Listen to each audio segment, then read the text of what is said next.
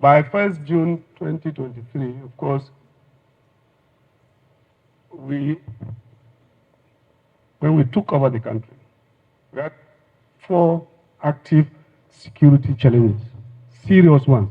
Even one alone will undermine a very physical and continuous management of a country. We had the Boko Haram and the Islamic insurgency, which for about 15 years or so now ongoing. We have had the Niger Delta, we do have the Niger Delta for over 30 years of insecurity. In fact, the banditry and the kidnapping, especially within the area of northern Nigeria, north central, northwest, and so on.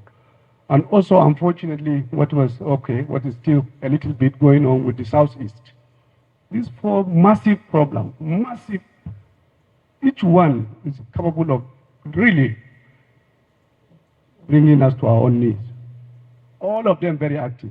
At the time when we took over, well, probably like last year, average, we used to record minimum of 1,200 or more violent deaths as a result of criminal activities. Banditry, terrorists, those who undermine the state and make life difficult for our own people. Yes. Yes. And we went to work. We did. The time we took over, the production of crude oil, which is like what is an indication of things happening, was just about 1.1 million to 1.2. And often, how you know whether things are working or not, how many cargoes are you exporting? How many cargoes of crude oil? This is what tells you the story. We had less than 20 a month. We worked quietly. Today, crude oil production is over 1.7 million barrels a day. Yes. Export of crude cargo is over 26, 27.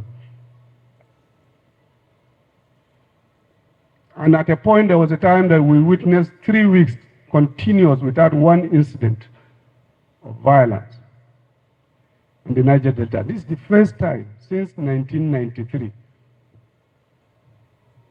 Yes. But we don't talk. We talked about the banditry in the north. I just gave you a little bit of hint. I said, now you can drive from Kaduna to Abuja at night. Could you do that last year?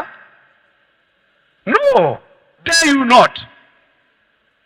There were days that they would go into a village and kill 200 people.